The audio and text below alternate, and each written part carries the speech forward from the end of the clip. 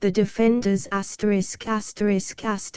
Defenders by Philip K. Dick. No weapon has ever been frightful enough to put a stop to war, perhaps because we never before had any that thought for themselves.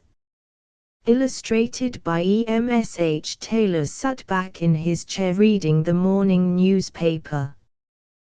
The warm kitchen and the smell of coffee blended with the comfort of not having to go to work. This was his rest period, the first for a long time, and he was glad of it. He folded the second section back, sighing with contentment. "What is it?" Mary said, from the stove. "They pasted Moscow again last night." Taylor nodded his head in approval. "Gave it a real pounding. One of those RH bombs. It's about time." He nodded again, feeling the full comfort of the kitchen, the presence of his plump, attractive wife, the breakfast dishes and coffee. This was relaxation. And the war news was good and satisfying. He could feel a justifiable glow at the news, a sense of pride and personal accomplishment. After all, he was an integral part of the war program, not just another factory worker lugging a cart of scrap, but a technician, one of those who designed and planned the nerve trunk of the war. "It says they have the new subs almost perfected. Wait until they get those going." He smacked his lips with anticipation. "When they start shelling from underwater, the Soviets are sure going to be surprised." "They're doing a wonderful job," Mary agreed vaguely. "Do you know what we saw today? Our team is getting a leady to show to the school children." "I saw the leady, but only for a moment. It's good for the children to see what their contributions are going for, don't you think?" She looked around at him. "A leady," Taylor murmured. He put the newspaper slowly down. "Well, make sure it's decontaminated properly. We don't want to take any chances." "Oh, they always bathe them when they're brought down from the surface," Mary said. "They wouldn't think of letting them down without the bath. Would they?" She hesitated, thinking back. "Don, you know, it makes me remember," he nodded. "I know." He knew what she was thinking.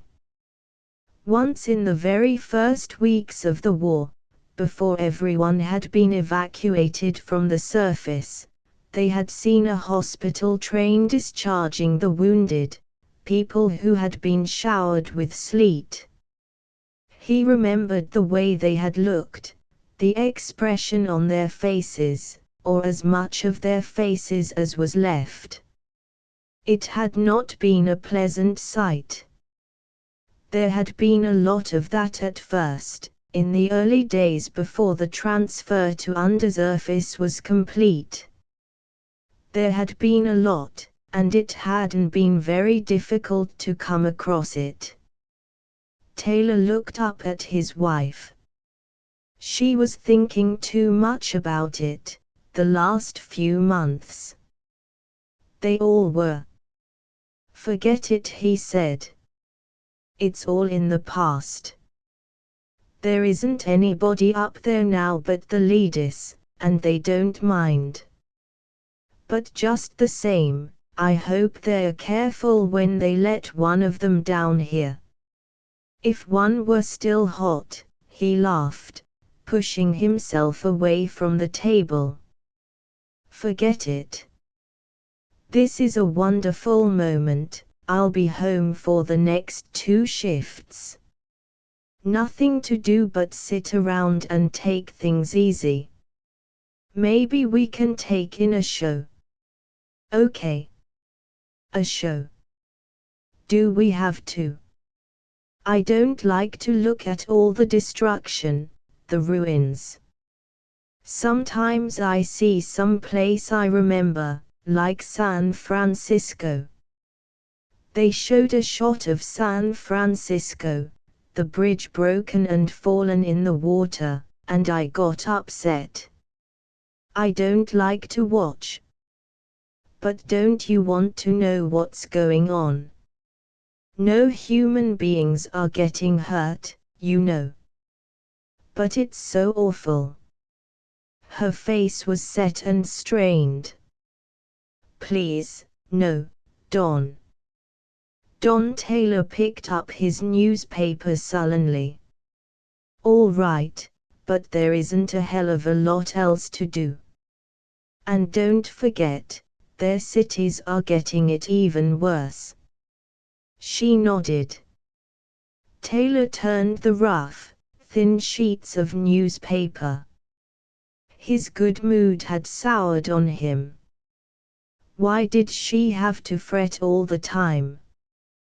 They were pretty well off, as things went. You couldn't expect to have everything perfect, living under surface, with an artificial sun and artificial food. Naturally it was a strain, not seeing the sky or being able to go any place or see anything other than metal walls, great roaring factories, the plant yards, barracks. But it was better than being on surface. And someday it would end and they could return. Nobody wanted to live this way, but it was necessary. He turned the page angrily and the poor paper ripped. Damn it, the paper was getting worse quality all the time, bad print, yellow tint, well, they needed everything for the war program. He ought to know that. Wasn't he one of the planners? He excused himself and went into the other room. The bed was still unmade. They had better get it in shape before the 7th-hour inspection. There was a 1-unit fine. The vidphone rang. He halted. Who would it be? He went over and clicked it on.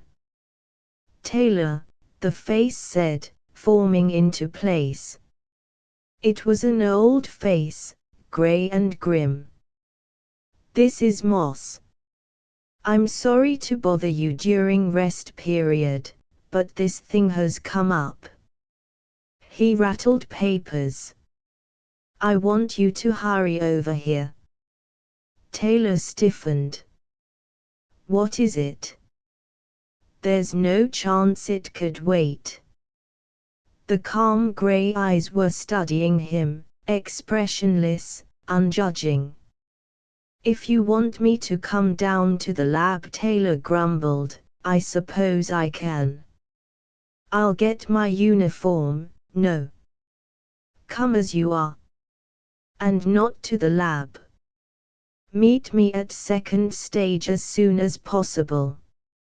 It'll take you about a half hour, using the fast car up. I'll see you there. The picture broke and Moss disappeared. What was it? Mary said, at the door. Moss. He wants me for something. I knew this would happen. Well, you didn't want to do anything, anyhow. What does it matter? His voice was bitter. It's all the same, every day. I'll bring you back something. I'm going up to second stage. Maybe I'll be close enough to the surface to. Don't bring me anything. Not from the surface. All right, I won't.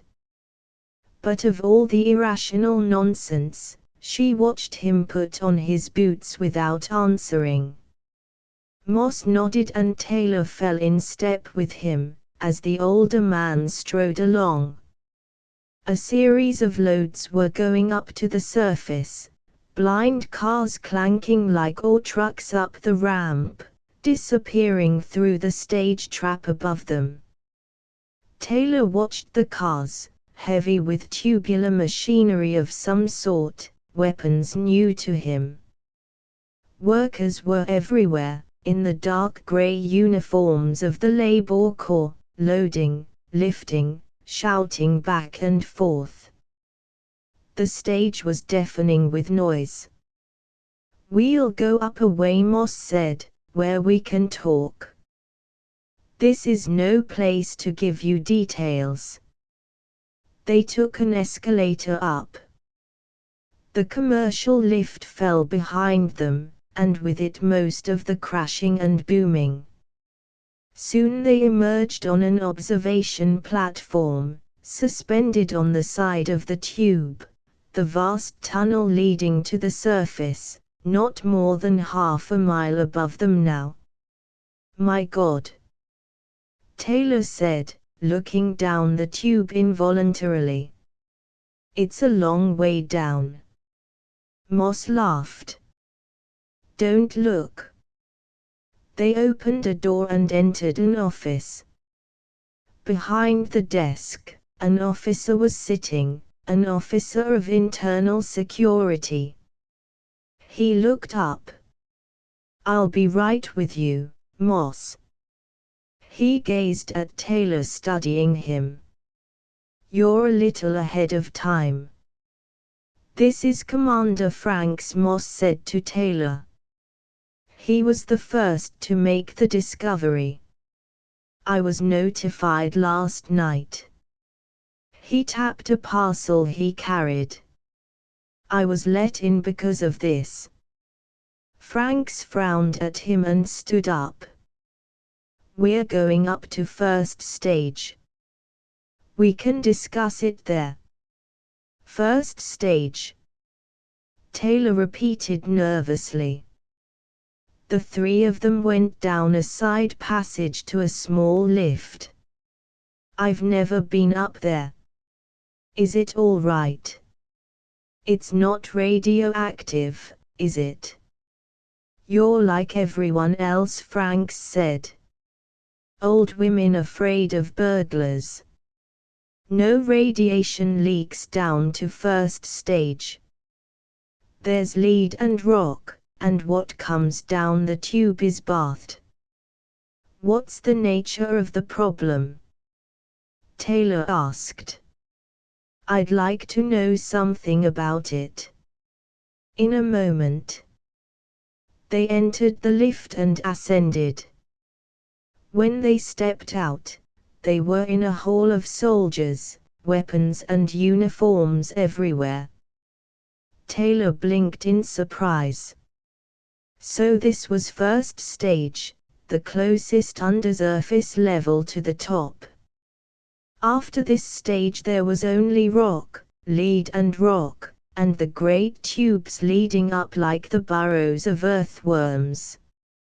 Lead and rock, and above that, where the tubes opened, the great expanse that no living being had seen for 8 years, the vast, endless ruin that had once been man's home, the place where he had lived, 8 years ago.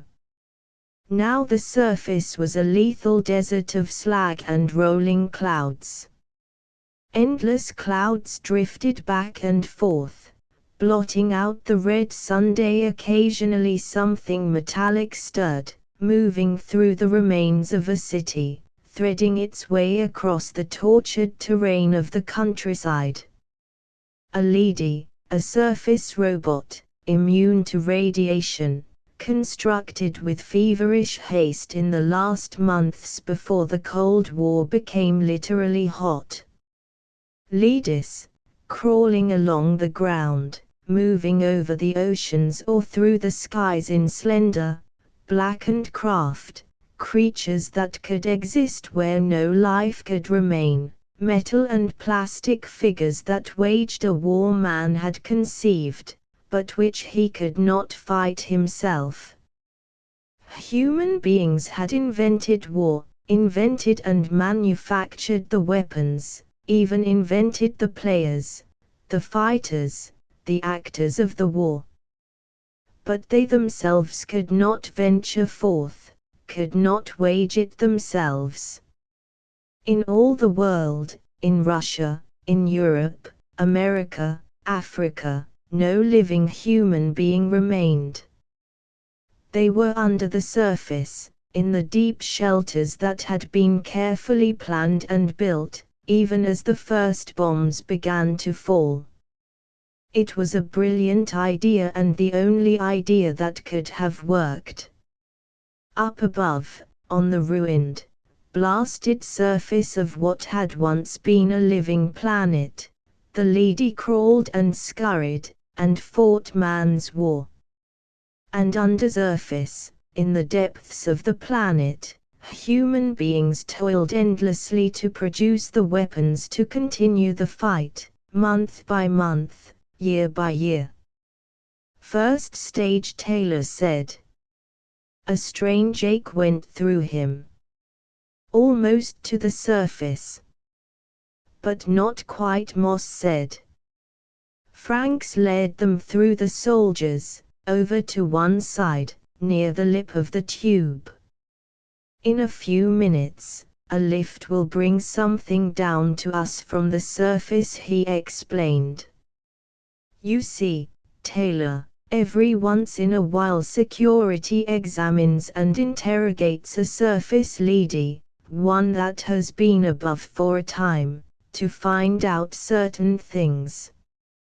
A vid call is sent up and contact is made with a field headquarters. We need this direct interview, we can't depend on vid screen contact alone.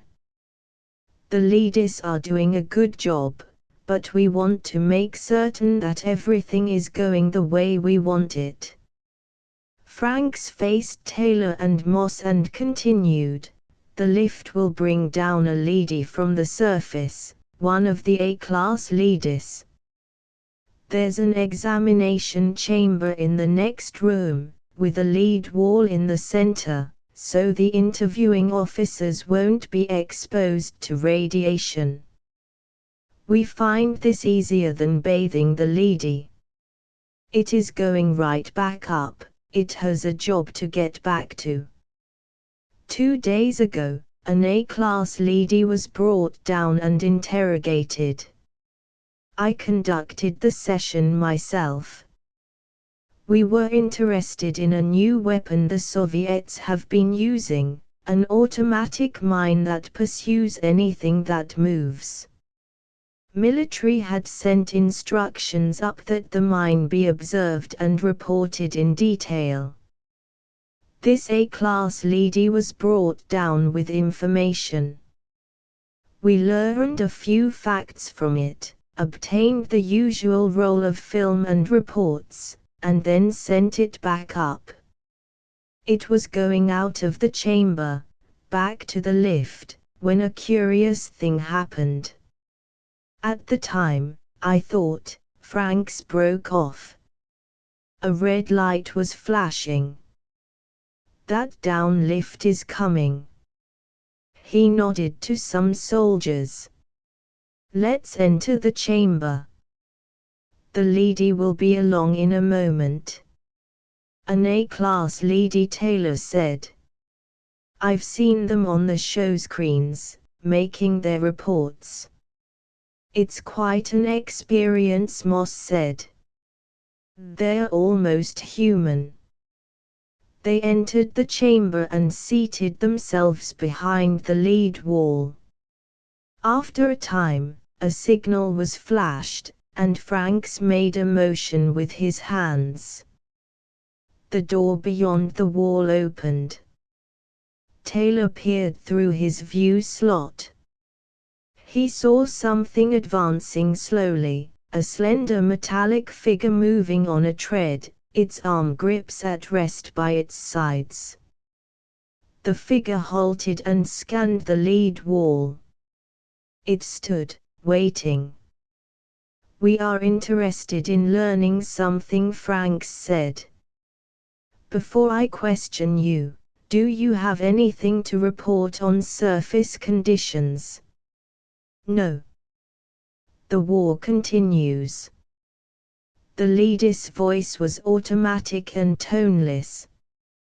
"We are a little short of fast pursuit craft, the single-seat type. We could use also some, that has all been noted. What I want to ask you is this. Our contact with you has been through vidscreen only. We must rely on indirect evidence, since none of us goes above. We can only infer what is going on. We never see anything ourselves. We have to take it all second-hand. Some top leaders are beginning to think there's too much room for error." "Error?" the leader asked. "In what way?" "Our reports are checked carefully before they're sent down. We maintain constant contact with you, everything of value is reported.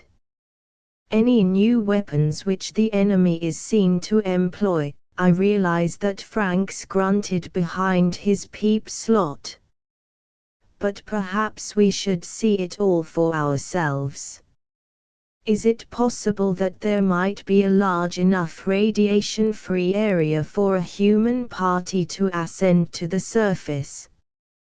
If a few of us were to come up in lead-lined suits, would we be able to survive long enough to observe conditions and watch things?"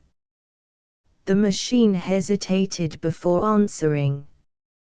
"I doubt it. You can check air samples, of course, and decide for yourselves. But in the 8 years since you left, things have continually worsened. You cannot have any real idea of conditions up there. It has become difficult for any moving object to survive for long. There are many kinds of projectiles sensitive to movement. The new mine not only reacts to motion, but continues to pursue the object indefinitely, until it finally reaches it. And the radiation is everywhere." "I see." Franks turned to Moss, his eyes narrowed oddly. "Well, that was what I wanted to know. You may go." The machine moved back toward its exit. It paused. "Each month the amount of lethal particles in the atmosphere increases. The tempo of the war is gradually, I understand." Franks rose. He held out his hand and Moss passed him the package. "One thing before you leave. I want you to examine a new type of metal shield material. I'll pass you a sample with the tong." Franks put the package in the toothed grip and revolved the tong so that he held the other end. The package swung down to the leady, which took it. They watched it unwrap the package and take the metal plate in its hands. The leady turned the metal over and over. Suddenly it became rigid. "All right," Franks said. He put his shoulder against the wall and a section slid aside. Taylor gasped. Franks and Moss were hurrying up to the leady. "Good God," Taylor said. "But it's radioactive." The leady stood unmoving, still holding the metal. Soldiers appeared in the chamber. They surrounded the leady and ran a counter across it carefully. "Okay," sir, one of them said to Franks. It's as cold as a long winter evening. Good. I was sure, but I didn't want to take any chances. You see, Moss said to Taylor, this lady isn't hot at all. Yet it came directly from the surface, without even being bathed. But what does it mean? Taylor asked blankly. It may be an accident, Franks said. There's always the possibility that a given object might escape being exposed above. But this is the second time it's happened that we know of. There may be others. The second time. The previous interview was when we noticed it. The lady was not hot. It was cold, too, like this one. Moss took back the metal plate from the lady's hands. He pressed the surface carefully and returned it to the stiff, unprotesting fingers. We shorted it out with this, so we could get close enough for a thorough check. It'll come back on in a second now. We had better get behind the wall again. They walked back and the lead wall swung closed behind them. The soldiers left the chamber. 2 periods from now, Franks said softly, an initial investigating party will be ready to go surface side. We're going up the tube in suits, up to the top, the first human party to leave undersurface in 8 years. It may mean nothing, Moss said, but I doubt it. Something's going on, something strange. The lady told us no life could exist above without being roasted. The story doesn't fit. Taylor nodded. He stared through the peep slot at the immobile metal figure. Already the lady was beginning to stir. It was bent in several places, dented and twisted, and its finish was blackened and charred.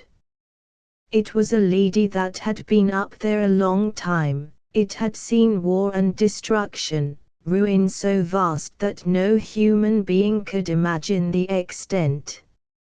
It had crawled and slunk in a world of radiation and death, a world where no life could exist. And Taylor had touched it. You're going with us, Franks said suddenly. I want you along. I think the 3 of us will go. Mary faced him with a sick and frightened expression. I know it. You're going to the surface. Aren't you?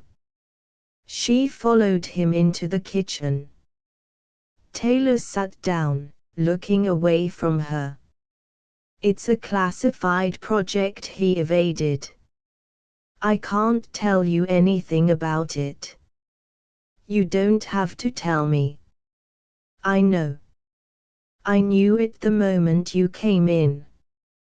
There was something on your face, something I haven't seen there for a long, long time. It was an old look. She came toward him. But how can they send you to the surface? She took his face in her shaking hands, making him look at her. There was a strange hunger in her eyes. Nobody can live up there. Look at this. She grabbed up a newspaper and held it in front of him. Look at this photograph. America, Europe, Asia, Africa, nothing but ruins. We've seen it every day on the show screens. All destroyed, poisoned. And they're sending you up. Why? No living thing can get by up there, not even a weed, or grass. They've wrecked the surface, haven't they? Haven't they? Taylor stood up. It's an order. I know nothing about it. I was told to report to join a scout party. That's all I know.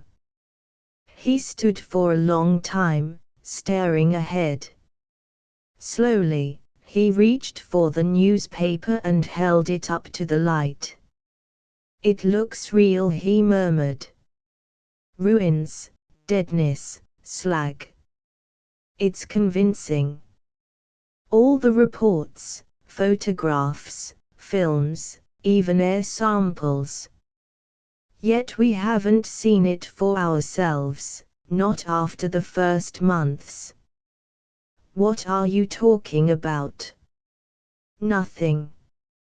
He put the paper down. I'm leaving early after the next sleep period. Let's turn in. Mary turned away, her face hard and harsh. Do what you want.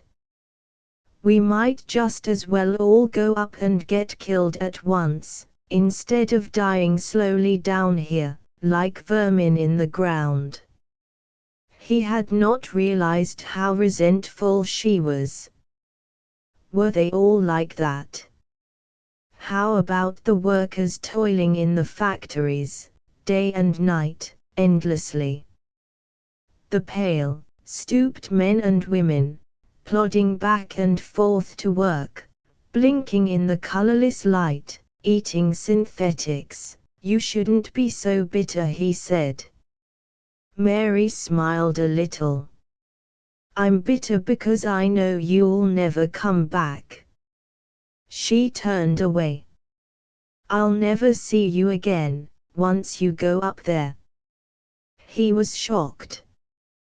What? How can you say a thing like that? She did not answer.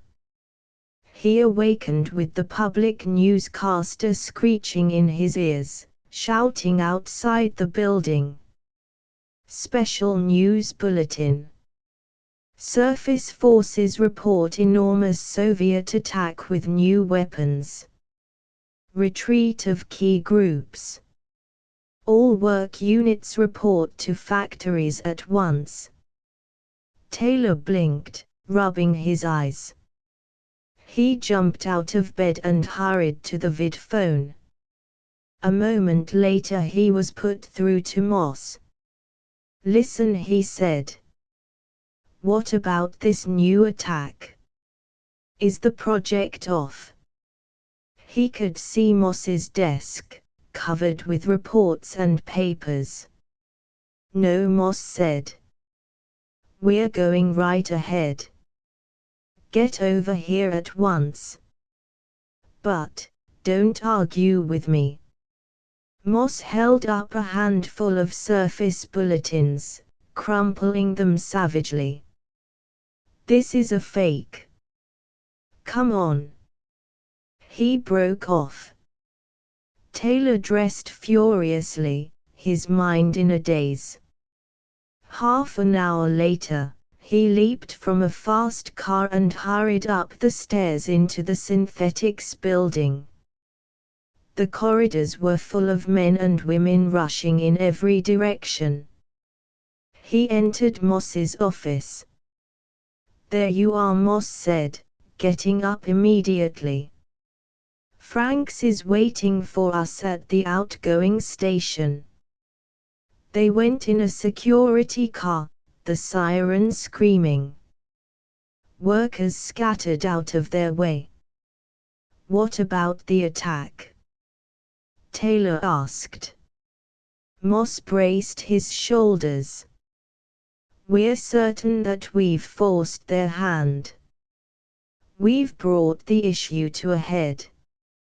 They pulled up at the station link of the tube and leaped out. A moment later they were moving up at high speed toward the first stage. They emerged into a bewildering scene of activity. Soldiers were fastening on lead suits, talking excitedly to each other, shouting back and forth. Guns were being given out, instructions passed.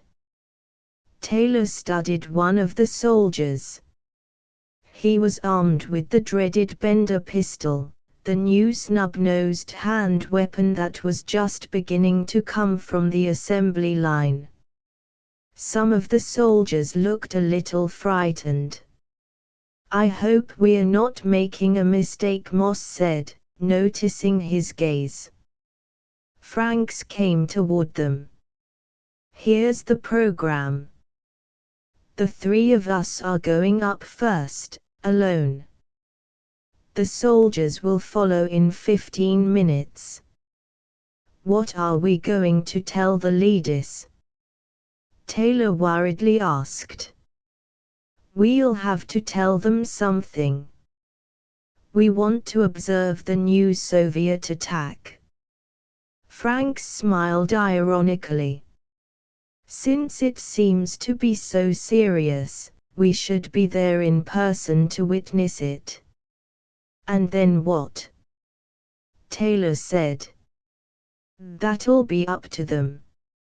Let's go." In a small car, they went swiftly up the tube, carried by anti-grav beams from below. Taylor glanced down from time to time. It was a long way back, and getting longer each moment.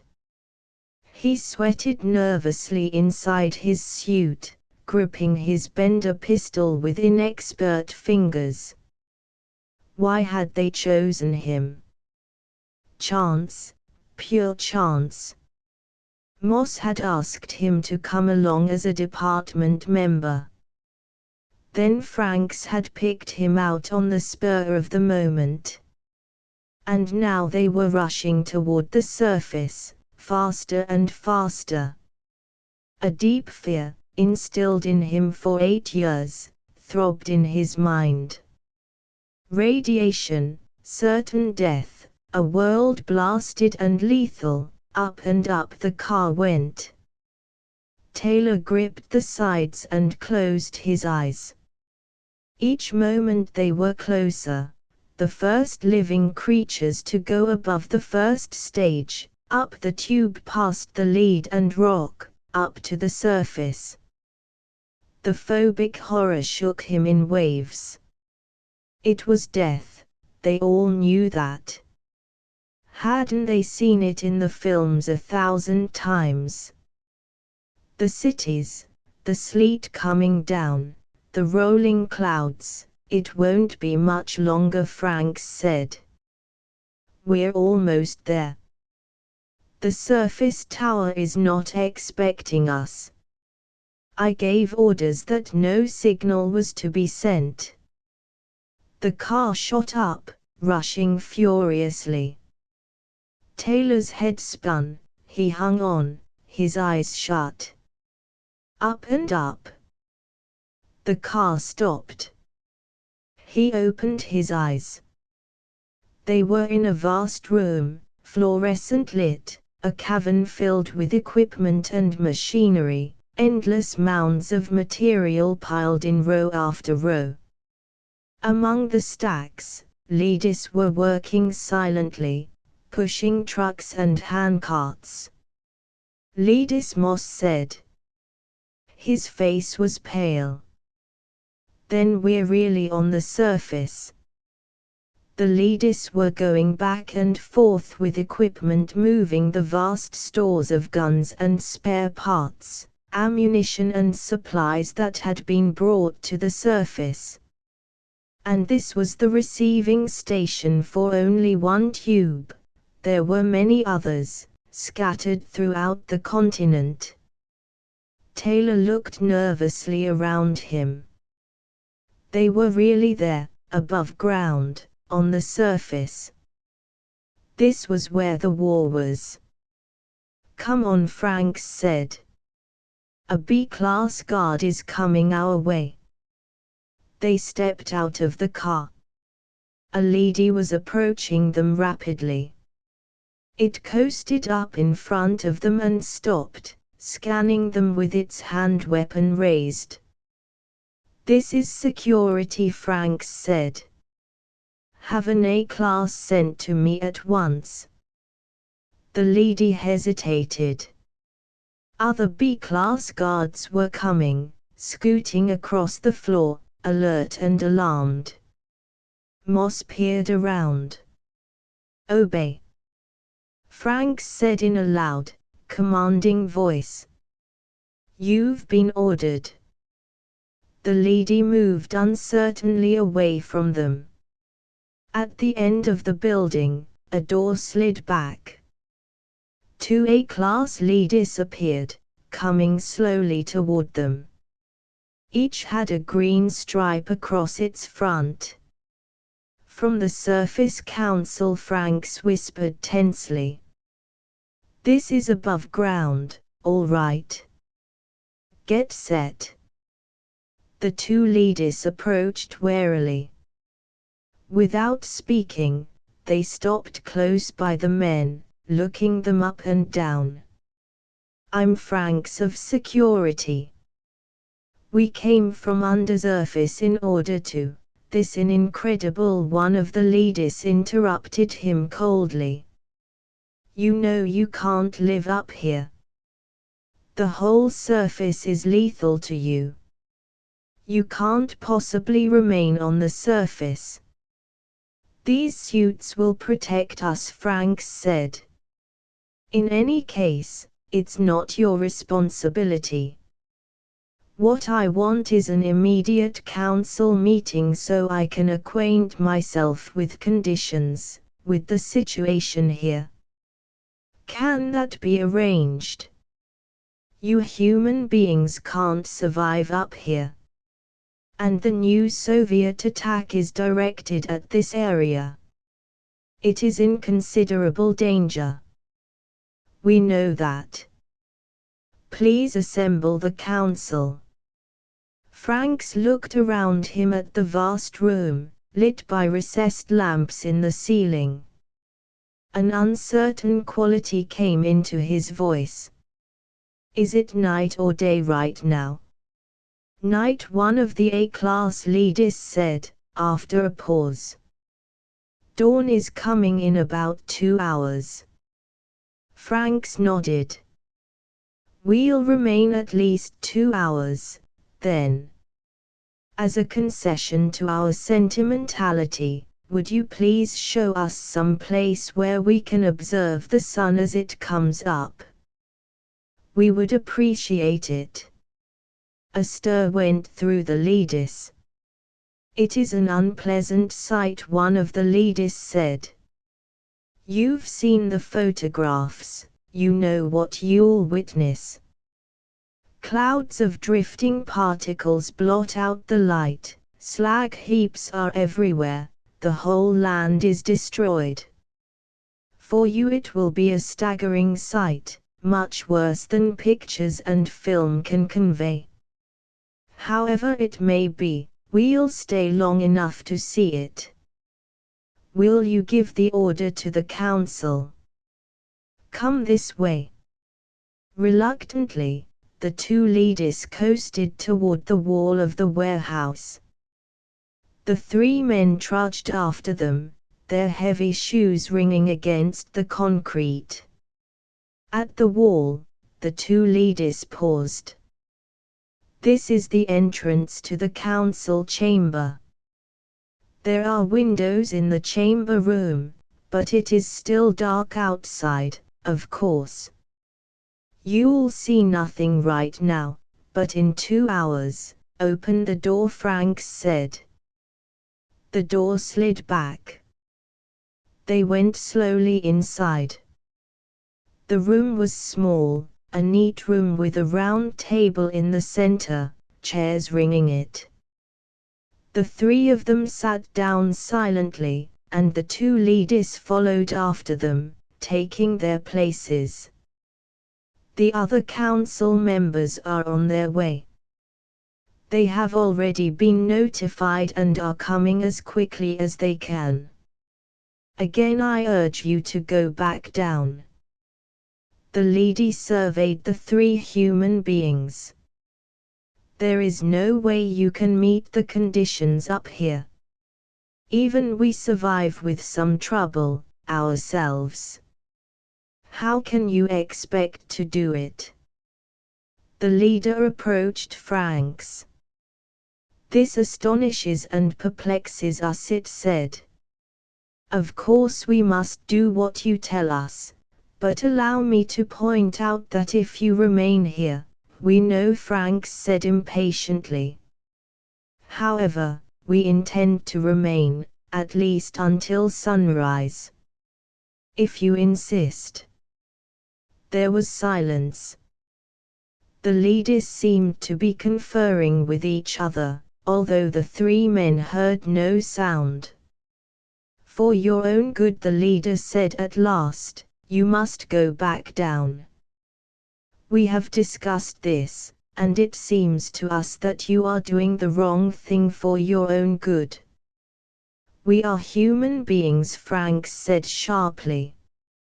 Don't you understand? We're men, not machines. That is precisely why you must go back. This room is radioactive, all surface areas are. We calculate that your suits will not protect you for over 50 more minutes. Therefore, the leaders moved abruptly toward the men, wheeling in a circle, forming a solid row.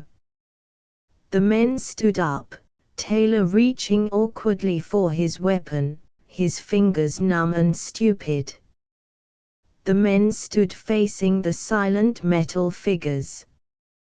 We must insist, the leader said, its voice without emotion.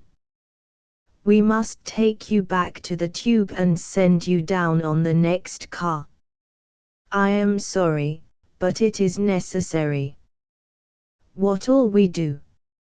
Moss said nervously to Franks.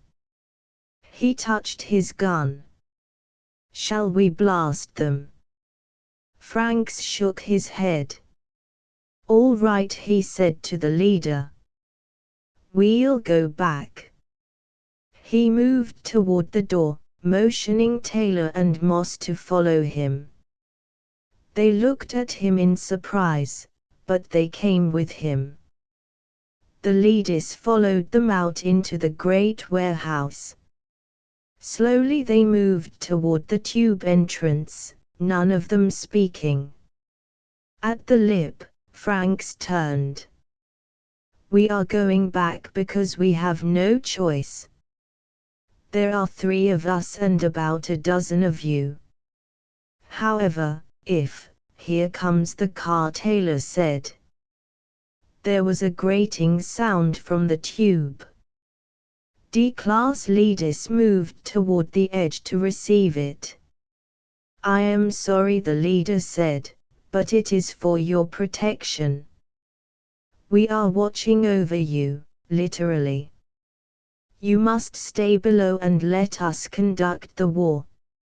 In a sense, it has come to be our war. We must fight it as we see fit. The car rose to the surface. 12 soldiers, armed with Bender pistols, stepped from it and surrounded the 3 men. Moss breathed a sigh of relief. Well, this does change things. It came off just right. The leader moved back, away from the soldiers. It studied them intently, glancing from one to the next, apparently trying to make up its mind. At last it made a sign to the other leaders. They coasted aside and a corridor was opened up toward the warehouse. Even now, the leader said, we could send you back by force. But it is evident that this is not really an observation party at all. These soldiers show that you have much more in mind. This was all carefully prepared. Very carefully, Franks said. They closed in. How much more, we can only guess. I must admit that we were taken unprepared. We failed utterly to meet the situation. Now force would be absurd, because neither side can afford to injure the other. We, because of the restrictions placed on us regarding human life, you because the war demands. The soldiers fired, quick and in fright. Moss dropped to one knee, firing up. The leader dissolved in a cloud of particles. On all sides D and B class leaders were rushing up, some with weapons, some with metal slats. The room was in confusion. Off in the distance a siren was screaming. Franks and Taylor were cut off from the others, separated from the soldiers by a wall of metal bodies.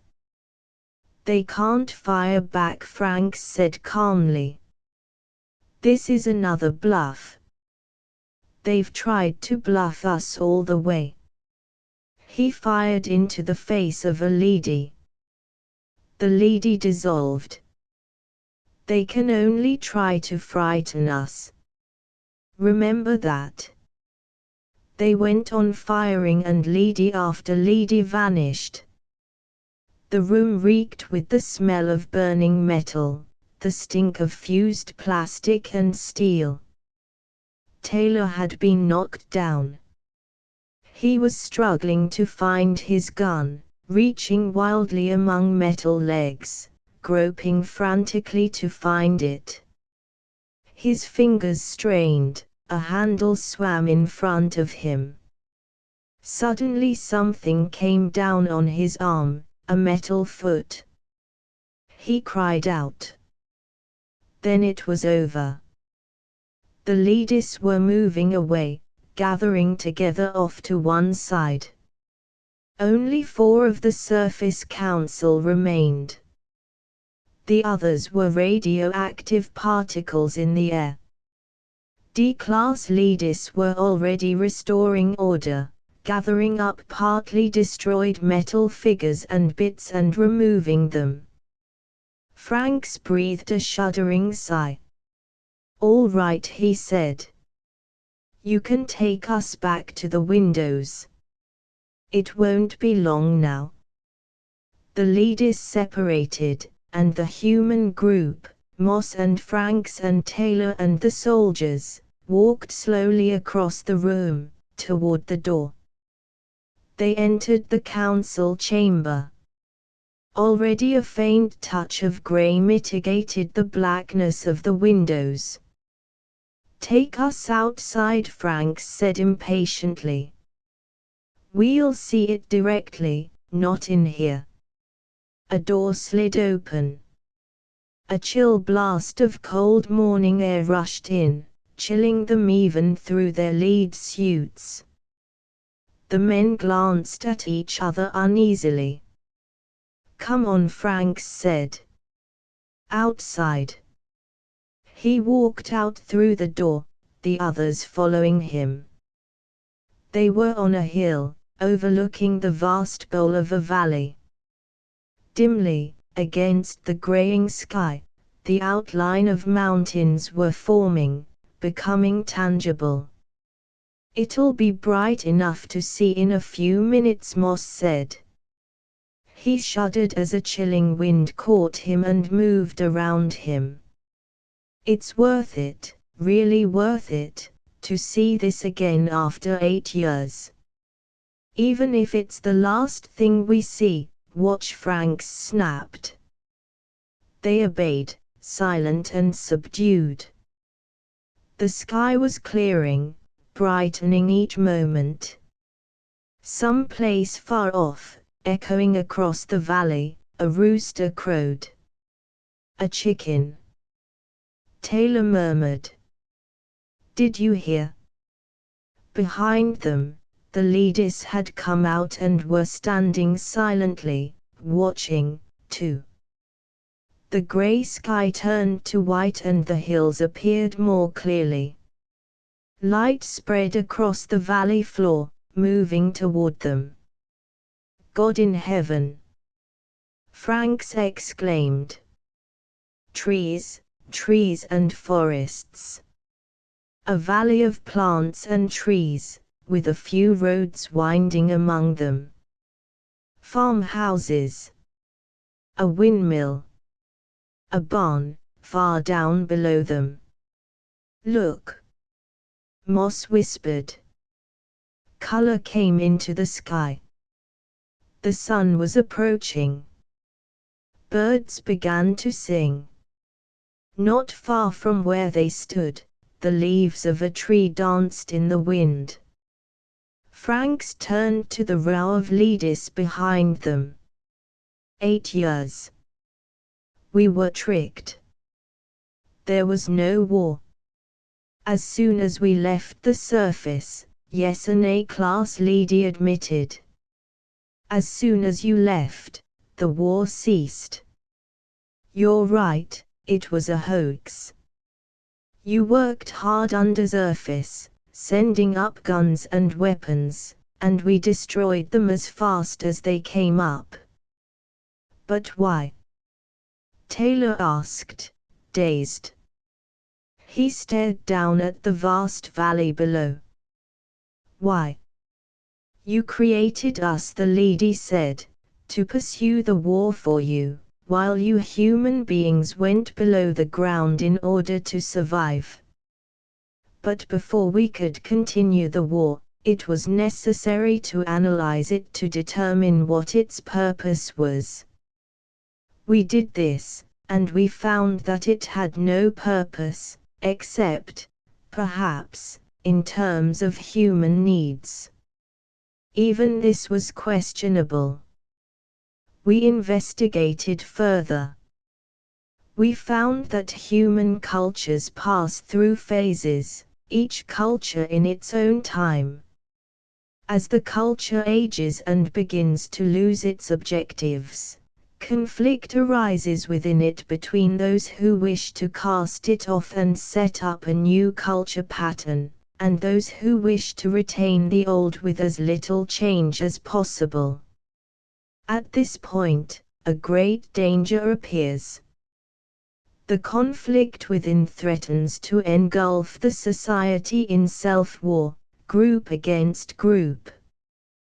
The vital traditions may be lost, not merely altered or reformed, but completely destroyed in this period of chaos and anarchy. We have found many such examples in the history of mankind. It is necessary for this hatred within the culture to be directed outward, toward an external group, so that the culture itself may survive its crisis. War is the result. War, to a logical mind, is absurd. But in terms of human needs, it plays a vital role. And it will continue to until man has grown up enough so that no hatred lies within him. Taylor was listening intently. Do you think this time will come? Of course. It has almost arrived now. This is the last war. Man is almost united into one final culture, a world culture. At this point he stands continent against continent, one half of the world against the other half. Only a single step remains, the jump to a unified culture. Man has climbed slowly upward, tending always toward unification of his culture. It will not be long, but it has not come yet, and so the war had to go on, to satisfy the last violent surge of hatred that man felt. 8 years have passed since the war began. In these 8 years, we have observed and noted important changes going on in the minds of men. Fatigue and disinterest, we have seen, are gradually taking the place of hatred and fear. The hatred is being exhausted gradually, over a period of time. But for the present, the hoax must go on, at least for a while longer. You are not ready to learn the truth. You would want to continue the war. But how did you manage it? Moss asked. All the photographs, the samples, the damaged equipment, come over here. The leady directed them toward a long, low building. Work goes on constantly, whole staffs laboring to maintain a coherent and convincing picture of a global war. They entered the building. Leaders were working everywhere, poring over tables and desks. Examine this project here, the A-class leady said. Two leaders were carefully photographing something, an elaborate model on a tabletop. It is a good example. The men grouped around, trying to see. It was a model of a ruined city. Taylor studied it in silence for a long time. At last he looked up. It's San Francisco, he said in a low voice. This is a model of San Francisco, destroyed. I saw this on the vid screen, piped down to us. The bridges were hit, yes, notice the bridges. The leady traced the ruined span with his metal finger, a tiny spiderweb, almost invisible. You have no doubt seen photographs of this many times, and of the other tables in this building. San Francisco itself is completely intact. We restored it soon after you left, rebuilding the parts that had been damaged at the start of the war. The work of manufacturing news goes on all the time in this particular building. We are very careful to see that each part fits in with all the other parts. Much time and effort are devoted to it. Franks touched one of the tiny model buildings, lying half in ruins. So this is what you spend your time doing, making model cities and then blasting them. No, we do much more. We are caretakers, watching over the whole world. The owners have left for a time, and we must see that the cities are kept clean, that decay is prevented, that everything is kept oiled and in running condition. The gardens, the streets, the water mains, everything must be maintained as it was 8 years ago, so that when the owners return, they will not be displeased. We want to be sure that they will be completely satisfied.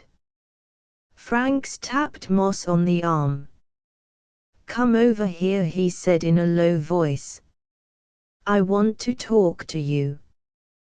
He led Moss and Taylor out of the building, away from the leaders, outside on the hillside. The soldiers followed them. The sun was up and the sky was turning blue. The air smelled sweet and good, the smell of growing things. Taylor removed his helmet and took a deep breath. I haven't smelled that smell for a long time, he said. Listen, Franks said, his voice low and hard. We must get back down at once. There's a lot to get started on. All this can be turned to our advantage. What do you mean? Moss asked. It's a certainty that the Soviets have been tricked, too, the same as us. But we have found out. That gives us an edge over them. I see. Moss nodded. We know, but they don't. Their Surface Council has sold out, the same as ours. It works against them the same way. But if we could, with 100 top-level men, we could take over again, restore things as they should be. It would be easy. Moss touched him on the arm. An A-class leady was coming from the building toward them. "We've seen enough," Franks said, raising his voice. "All this is very serious. It must be reported below and a study made to determine our policy." The leady said nothing. Franks waved to the soldiers. "Let's go." He started toward the warehouse. Most of the soldiers had removed their helmets. Some of them had taken their lead suits off, too, and were relaxing comfortably in their cotton uniforms.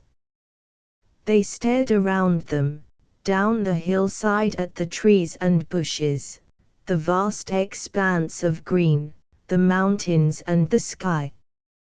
"Look at the sun," one of them murmured. "It sure is bright as hell," another said. "We're going back down," Franks said. "Fall in biters and follow us." Reluctantly, the soldiers regrouped.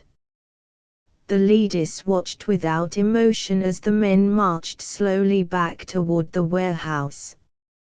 Franks and Moss and Taylor led them across the ground, glancing alertly at the leaders as they walked. They entered the warehouse. D-class leaders were loading material and weapons on surface carts. Cranes and derricks were working busily everywhere. The work was done with efficiency, but without hurry or excitement. The men stopped, watching.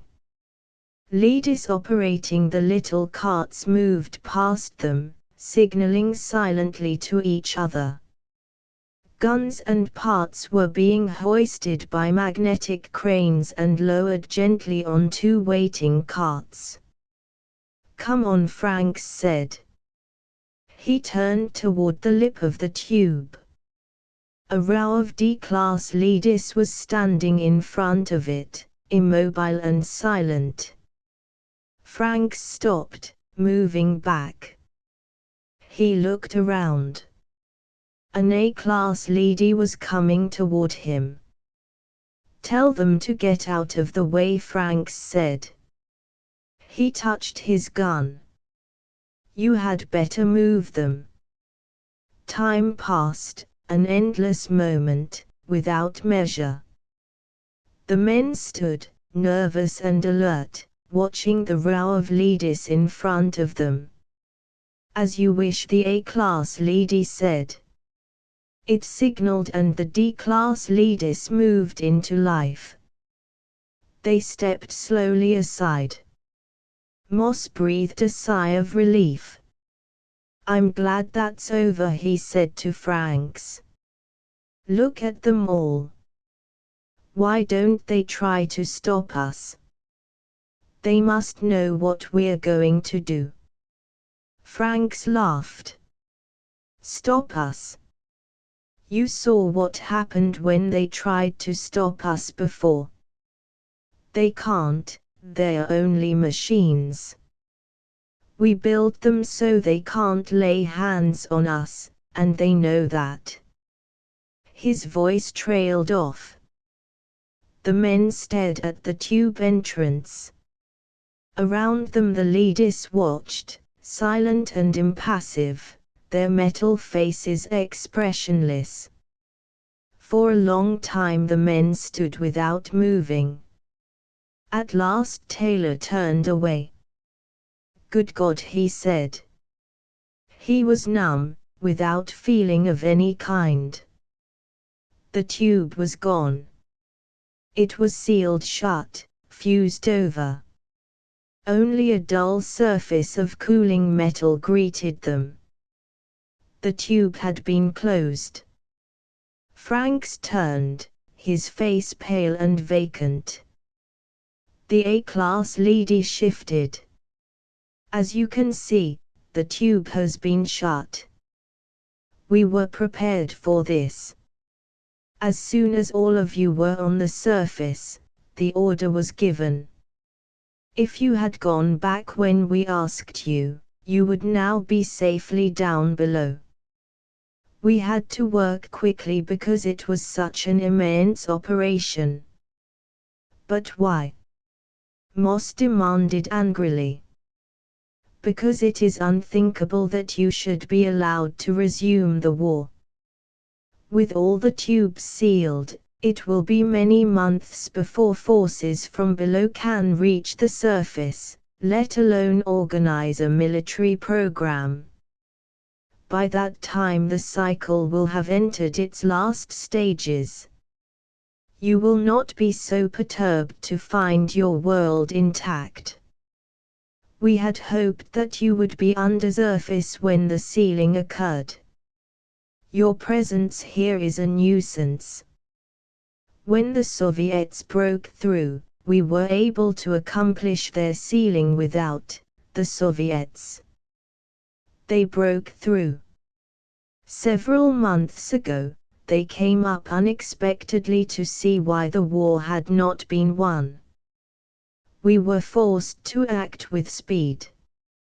At this moment they are desperately attempting to cut new tubes to the surface, to resume the war. We have, however, been able to seal each new one as it appears. The leady regarded the three men calmly. We're cut off, Moss said, trembling. We can't get back. What'll we do? How did you manage to seal the tubes so quickly? Franks asked the leady.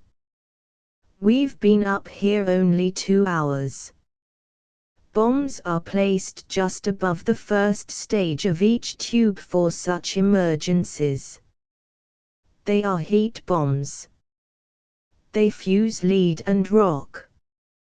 Gripping the handle of his gun, Franks turned to Moss and Taylor. What do you say? We can't go back, but we can do a lot of damage, the 15 of us.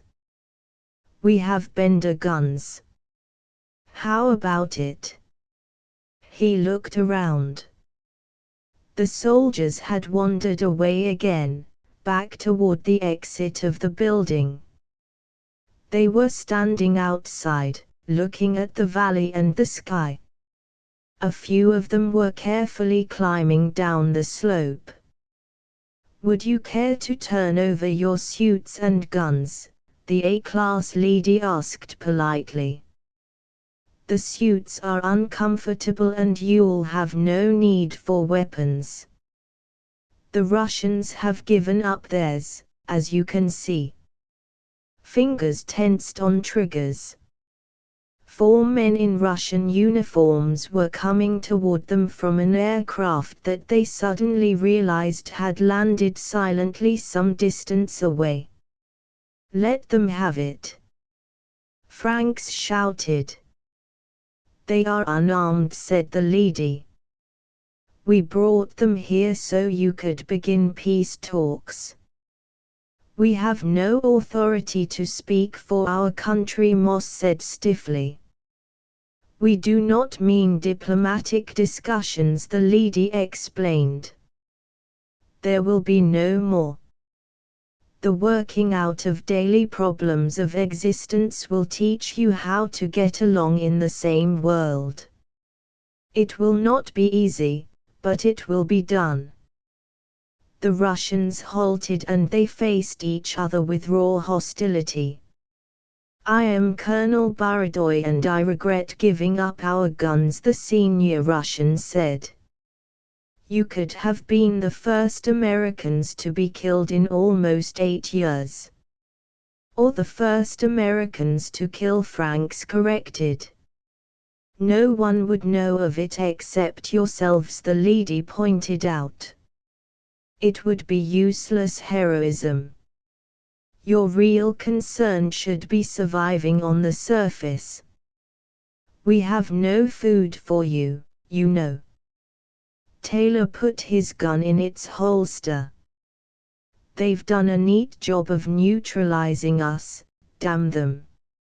I propose we move into a city, start raising crops with the help of some leaders, and generally make ourselves comfortable. Drawing his lips tight over his teeth, he glared at the A-class lady.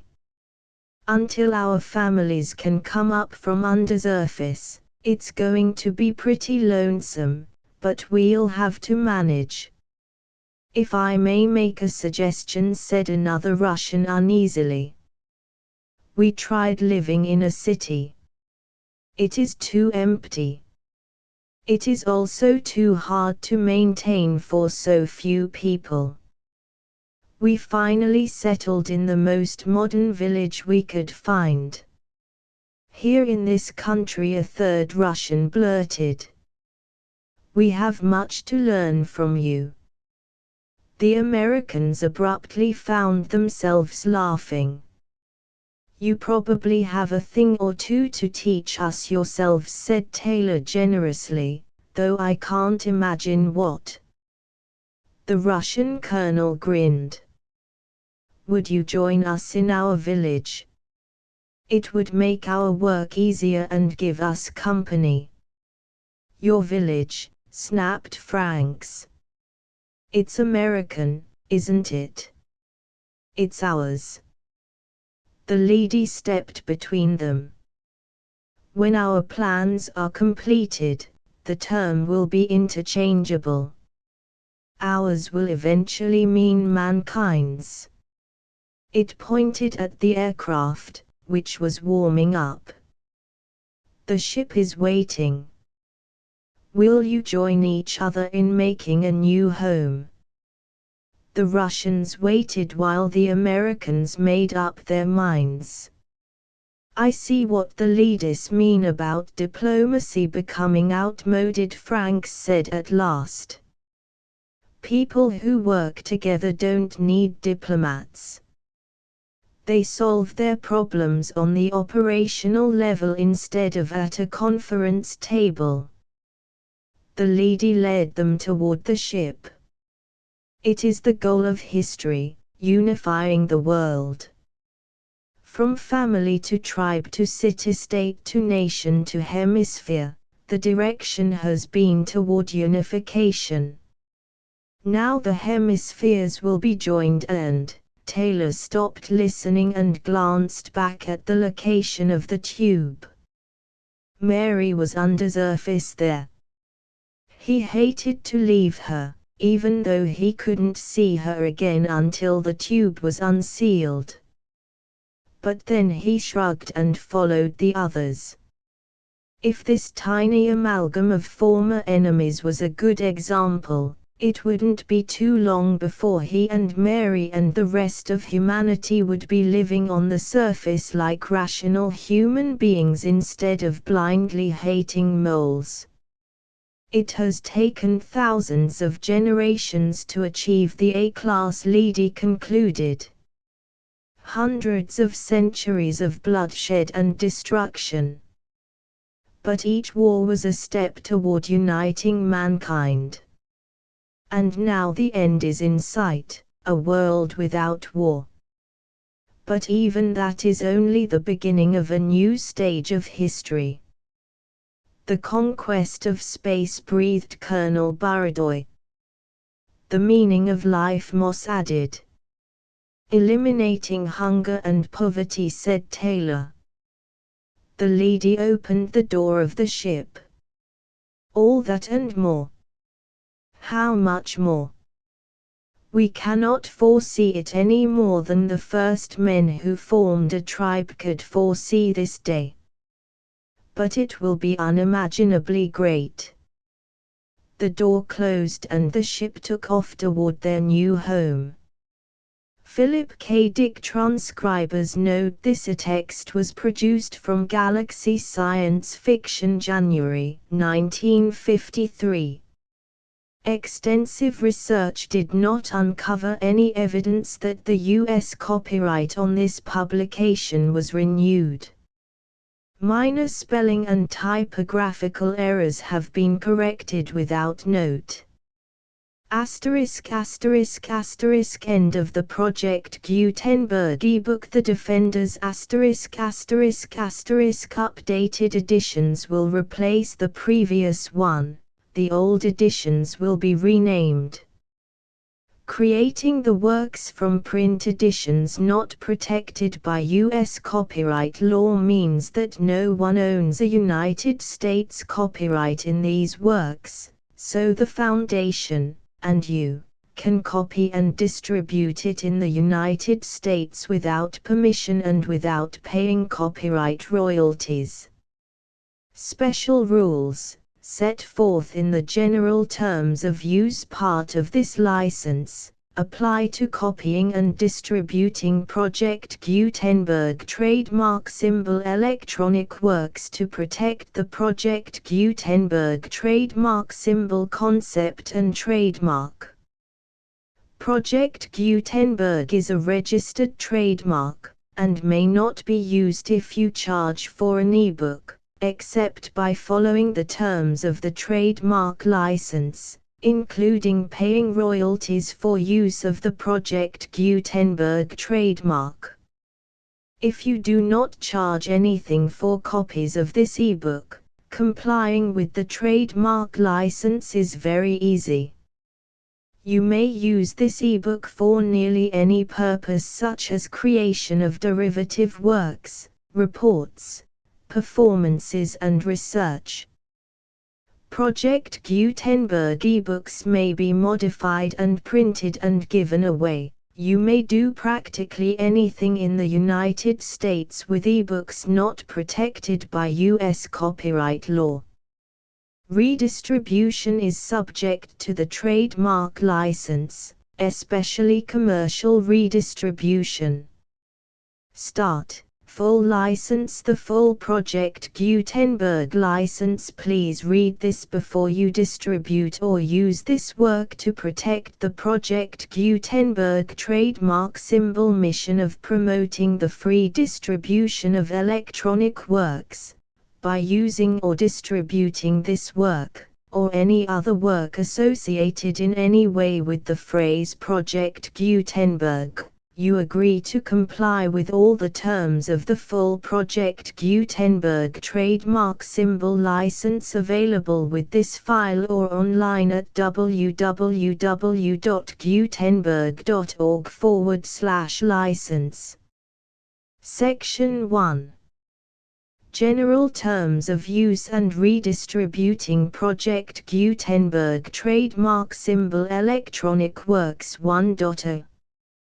By reading or using any part of this Project Gutenberg trademark symbol electronic work, you indicate that you have read, understand, agree to and accept all the terms of this license and intellectual property, trademark/copyright, agreement.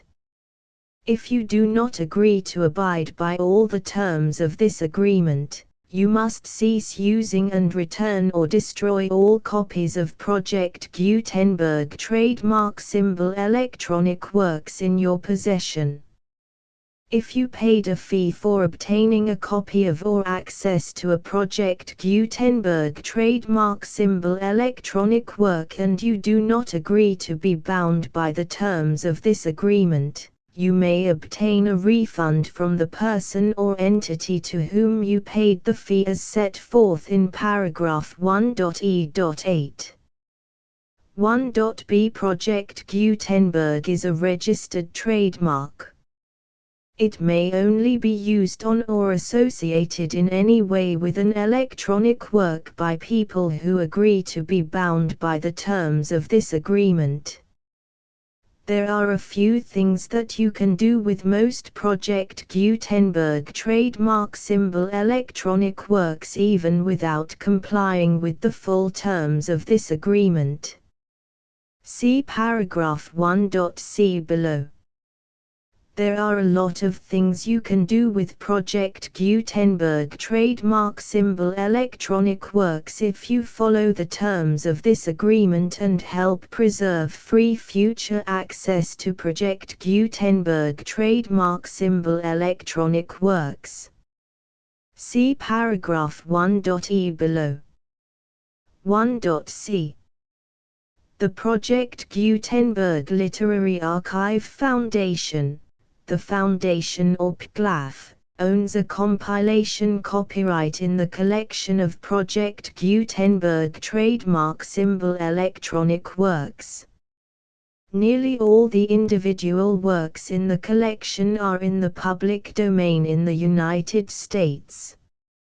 If an individual work is unprotected by copyright law in the United States and you are located in the United States, we do not claim a right to prevent you from copying, distributing, performing, displaying or creating derivative works based on the work as long as all references to Project Gutenberg are removed.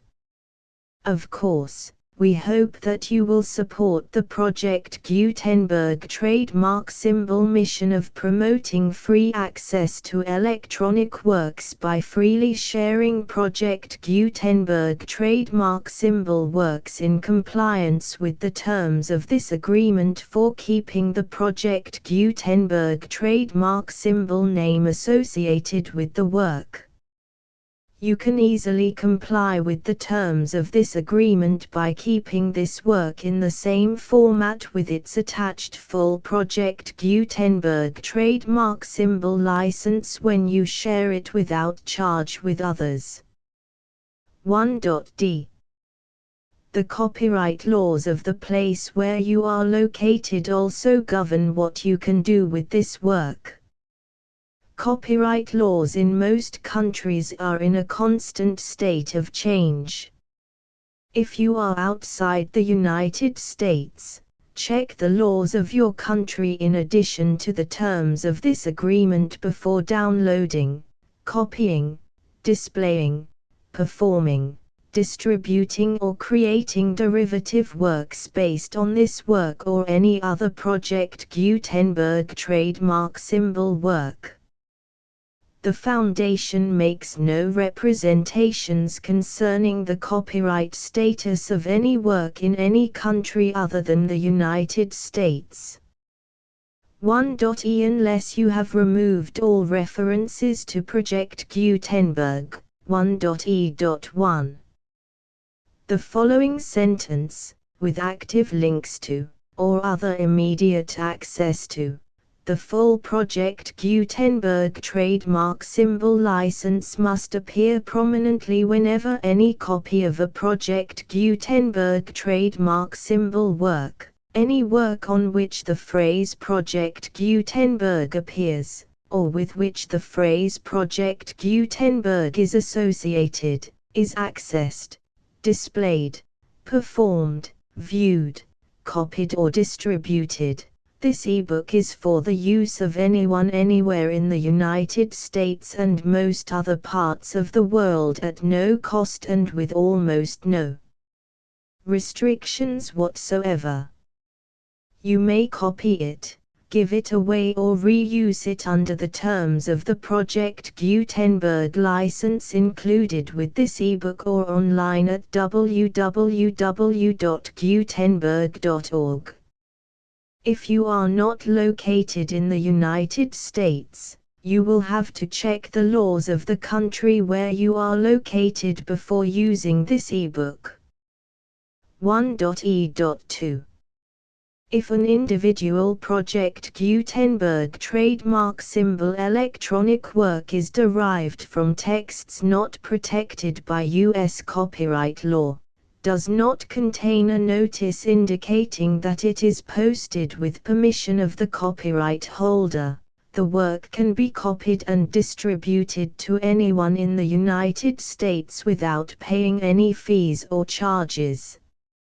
If you are redistributing or providing access to a work with the phrase Project Gutenberg associated with or appearing on the work, you must comply either with the requirements of paragraphs 1.e.1 through 1.e.7 or obtain permission for the use of the work and the Project Gutenberg trademark symbol trademark as set forth in paragraphs 1.e.8 or 1.e.9. 1.e.3. If an individual Project Gutenberg trademark symbol electronic work is posted with the permission of the copyright holder, your use and distribution must comply with both paragraphs 1.e.1 through 1.e.7 and any additional terms imposed by the copyright holder. Additional terms will be linked to the Project Gutenberg trademark symbol license for all works posted with the permission of the copyright holder found at the beginning of this work. 1.e.4. Do not unlink or detach or remove the full Project Gutenberg trademark symbol license terms from this work, or any files containing a part of this work or any other work associated with Project Gutenberg trademark symbol. 1.e.5. Do not copy, display, perform, distribute or redistribute this electronic work, or any part of this electronic work, without prominently displaying the sentence set forth in paragraph 1.e.1 with active links or immediate access to the full terms of the Project Gutenberg trademark symbol license. 1.e.6. You may convert to and distribute this work in any binary, compressed, marked up, non-proprietary or proprietary form, including any word processing or hypertext form. However, if you provide access to or distribute copies of a Project Gutenberg trademark symbol work in a format other than plain vanilla ASCII or other format used in the official version posted on the official Project Gutenberg trademark symbol website, www.gutenberg.org, you must, at no additional cost, fee or expense to the user, provide a copy, a means of exporting a copy, or a means of obtaining a copy upon request, of the work in its original plain vanilla ASCII or other form. Any alternate format must include the full Project Gutenberg trademark symbol license as specified in paragraph 1.e.1. 1.e.7. Do not charge a fee for access to, viewing, displaying, performing, copying or distributing any Project Gutenberg trademark symbol works unless you comply with paragraph 1.e.8 or 1.e.9. 1.e.8.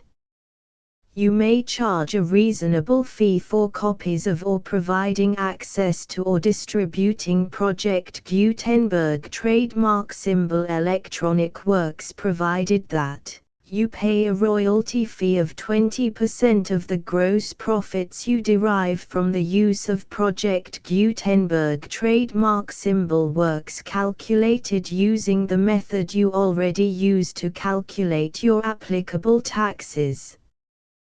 The fee is owed to the owner of the Project Gutenberg trademark symbol trademark, but he has agreed to donate royalties under this paragraph to the Project Gutenberg Literary Archive Foundation.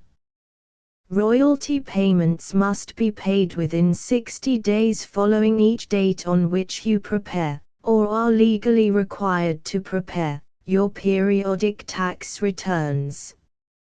Royalty payments should be clearly marked as such and sent to the Project Gutenberg Literary Archive Foundation at the address specified in Section 4. Information about donations to the Project Gutenberg Literary Archive Foundation. You provide a full refund of any money paid by a user who notifies you in writing, or by email, within 30 days of receipt that he does not agree to the terms of the full Project Gutenberg trademark symbol license. You must require such a user to return or destroy all copies of the works possessed in a physical medium and discontinue all use of and all access to other copies of Project Gutenberg trademark symbol works. You provide, in accordance with paragraph 1.f.3, a full refund of any money paid for a work or a replacement copy, if a defect in the electronic work is discovered and reported to you within 90 days of receipt of the work. You comply with all other terms of this agreement for free distribution of Project Gutenberg trademark symbol works. 1.e.9. If you wish to charge a fee or distribute a Project Gutenberg trademark symbol electronic work or group of works on different terms than are set forth in this agreement, you must obtain permission in writing from the Project Gutenberg Literary Archive Foundation, the manager of the Project Gutenberg trademark symbol trademark. Contact the Foundation as set forth in Section 3 below. 1.f1.f.1. Project Gutenberg volunteers and employees expend considerable effort to identify, do copyright research on, transcribe and proofread works not protected by U.S. copyright law in creating the Project Gutenberg trademark symbol collection. Despite these efforts, Project Gutenberg trademark symbol electronic works, and the medium on which they may be stored, may contain defects such as, but not limited to, incomplete, inaccurate or corrupt data, transcription errors, a copyright or other intellectual property infringement, a defective or damaged disk or other medium, a computer virus, or computer codes that damage or cannot be read by your equipment. 1.f.2. Limited warranty, disclaimer of damages, except for the right of replacement or refund described in paragraph 1.f.3, the Project Gutenberg Literary Archive Foundation, the owner of the Project Gutenberg trademark symbol trademark, and any other party distributing a Project Gutenberg trademark symbol electronic work under this agreement, disclaim all liability to you for damages, costs and expenses, including legal fees. You agree that you have no remedies for negligence, strict liability, breach of warranty or breach of contract except those provided in paragraph 1.f.3. You agree that the Foundation, the trademark owner, and any distributor under this agreement will not be liable to you for actual, direct, indirect, consequential, punitive or incidental damages even if you give notice of the possibility of such damage. 1.f.3. Limited right of replacement or refund. If you discover a defect in this electronic work within 90 days of receiving it, you can receive a refund of the money, if any, you paid for it by sending a written explanation to the person you received the work from. If you received the work on a physical medium, you must return the medium with your written explanation. The person or entity that provided you with the defective work may elect to provide a replacement copy in lieu of a refund. If you received the work electronically, the person or entity providing it to you may choose to give you a second opportunity to receive the work electronically in lieu of a refund. If the second copy is also defective, you may demand a refund in writing without further opportunities to fix the problem. 1.f.4 Except for the limited right of replacement or refund set forth in paragraph 1.f.3, this work is provided to you as is, with no other warranties of any kind, express or implied, including but not limited to warranties of merchantability or fitness for any purpose. 1.f.5 Some states do not allow disclaimers of certain implied warranties or the exclusion or limitation of certain types of damages. If any disclaimer or limitation set forth in this agreement violates the law of the state applicable to this agreement, the agreement shall be interpreted to make the maximum disclaimer or limitation permitted by the applicable state law. The invalidity or unenforceability of any provision of this agreement shall not void the remaining provisions.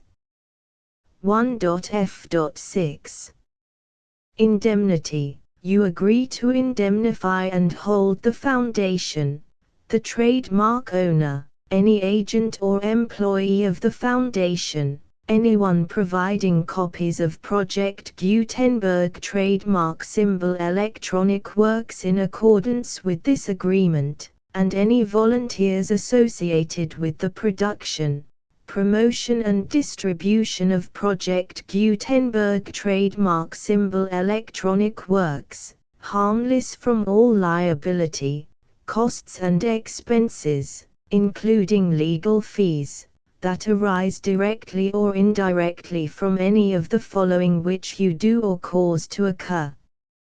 A. Distribution of this or any Project Gutenberg trademark symbol work. B. Alteration, modification, or additions or deletions to any Project Gutenberg trademark symbol work, and C. Any defect you cause. Section 2. Information about the mission of Project Gutenberg trademark symbol. Project Gutenberg trademark symbol is synonymous with the free distribution of electronic works in formats readable by the widest variety of computers, including obsolete, old, middle-aged and new computers. It exists because of the efforts of hundreds of volunteers and donations from people in all walks of life. Volunteers and financial support to provide volunteers with the assistance they need are critical to reaching Project Gutenberg trademark symbol's goals and ensuring that the Project Gutenberg trademark symbol collection will remain freely available for generations to come.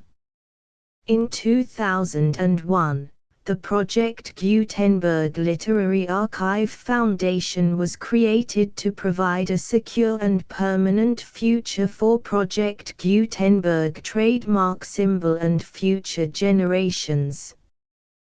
To learn more about the Project Gutenberg Literary Archive Foundation and how your efforts and donations can help, see sections 3 and 4 and the Foundation information page at www.gutenberg.org. Section 3.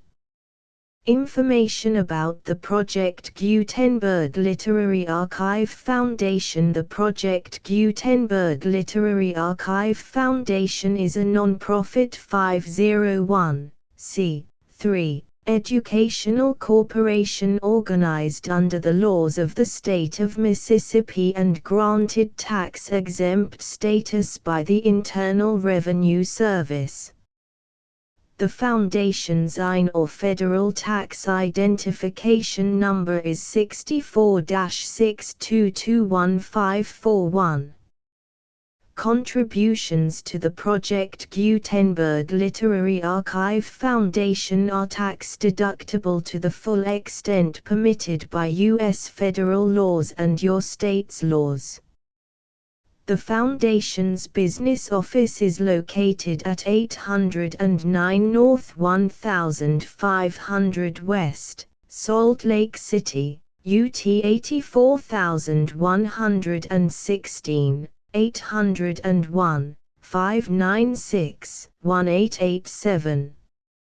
Email contact links and up-to-date contact information can be found at the Foundation's website and official page at www.gutenberg.org/contact section 4. Information about donations to the Project Gutenberg Literary Archive Foundation. Project Gutenberg trademark symbol depends upon and cannot survive without widespread public support and donations to carry out its mission of increasing the number of public domain and licensed works that can be freely distributed in machine-readable form accessible by the widest array of equipment including outdated equipment.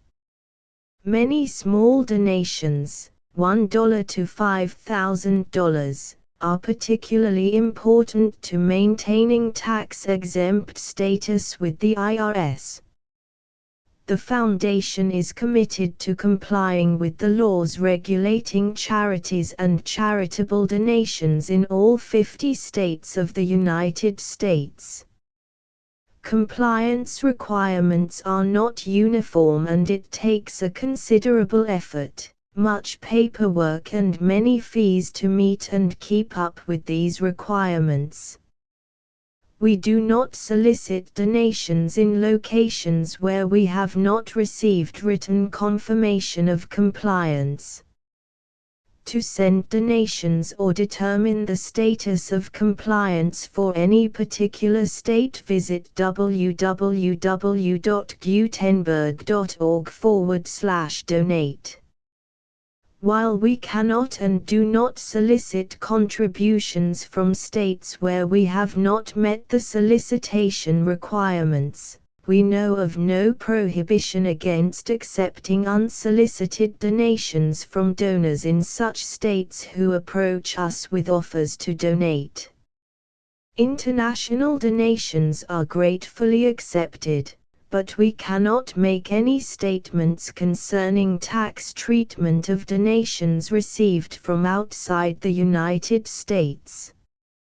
U.S. laws alone swamp our small staff. Please check the Project Gutenberg web pages for current donation methods and addresses. Donations are accepted in a number of other ways including checks, online payments and credit card donations. To donate, please visit www.gutenberg.org/donate. Section 5. General information about Project Gutenberg trademark symbol electronic works. Professor Michael S. Hart was the originator of the Project Gutenberg trademark symbol concept of a library of electronic works that could be freely shared with anyone. For 40 years, he produced and distributed Project Gutenberg trademark symbol ebooks with only a loose network of volunteer support. Project Gutenberg trademark symbol ebooks are often created from several printed editions, all of which are confirmed as not protected by copyright in the U.S. unless a copyright notice is included. Thus, we do not necessarily keep ebooks in compliance with any particular paper edition. Most people start at our website, which has the main PG search facility, www.gutenberg.org. This website includes information about Project Gutenberg trademark symbol, including how to make donations to the Project Gutenberg Literary Archive Foundation, how to help produce our new ebooks, and how to subscribe to our email newsletter to hear about new ebooks.